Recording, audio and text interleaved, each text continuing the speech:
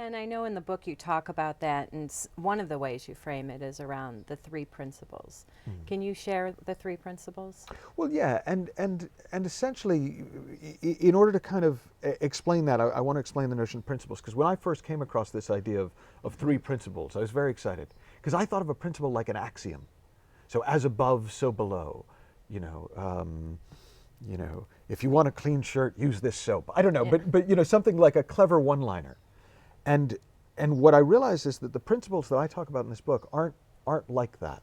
They're not clever axioms. They're fundamental truths about life. They're the fundamental elements of how our experience of life works. So gravity would be an example of a principle in the physical world.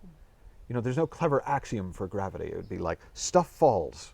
You don't. It's not that. But the principle of gravity explains why stuff falls, and that it will fall every time, and that there are no exceptions. And that's the thing about a principle. There's no exceptions. It's absolutely predictive, and to even think that there could be something like that in psychology was crazy to me, because there's hundreds and hundreds and hundreds, probably thousands of diagnoses.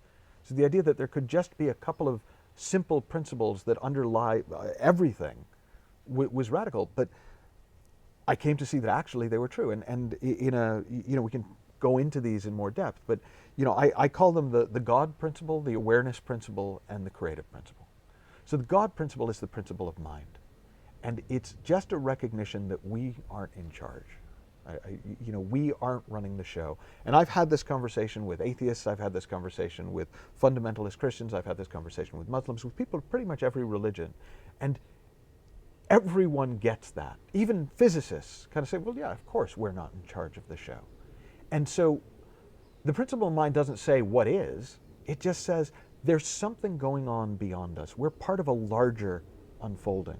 There's an energy and intelligence behind life, and we call that mind. And that comes in a way from the Buddhist idea of the big mind, out of which everything arises. Why is it important that we see that?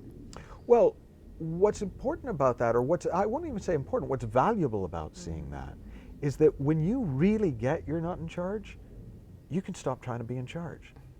Because it's really stressful to try and be in charge. It's stressful enough to be in charge if you actually were in charge. It's incredibly stressful to try to be in charge of something that you're not in charge of.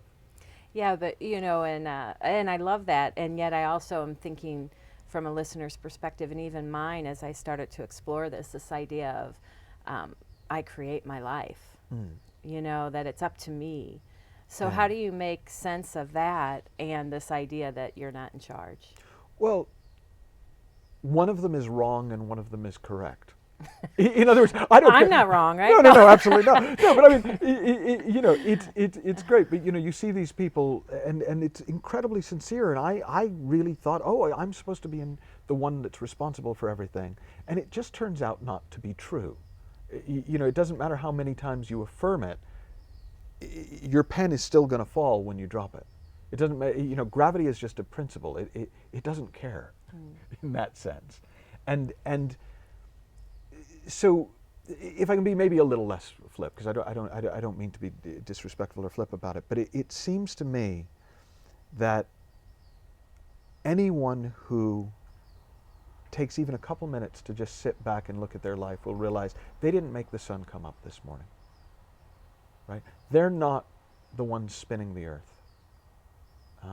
They're not. It just doesn't work that way. And when you see that for yourself, and I'm not saying because I say so, but when somebody has an insight into that, when they really see, oh, I'm really not in charge, at least not in charge of most of it, they relax. You can see it. They look younger, because there's a whole lot of effort we've been putting into something that no matter how much we effort, we're never going to be able to do. And so in a way, the principle of mind takes us off the hook for a lot of the things we've put ourselves on the hook for. So the idea then that, well, let me ask it a little different. What's our role then?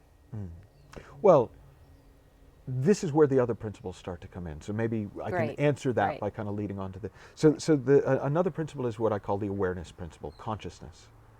And the idea of a universal consciousness is that as human beings, somehow we are aware of our experience.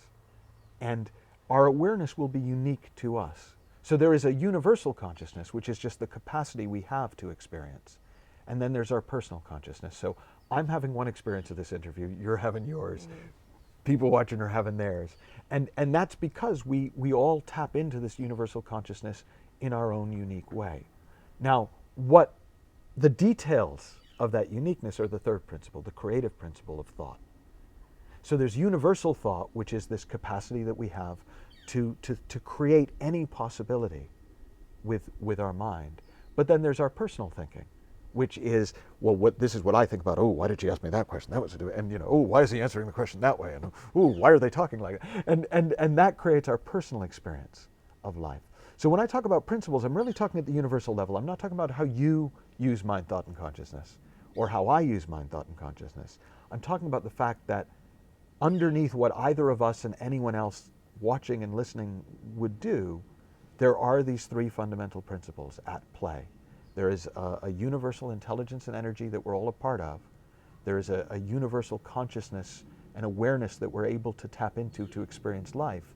And there's a universal capacity for thought that creates the details of my reality and the details of your reality. And so to go back to your question, our job is simply to make use of those facts as best we can. And it's, in a way, what is so revolutionary about the book is that when you begin to understand what's really going on, you can make use of it better.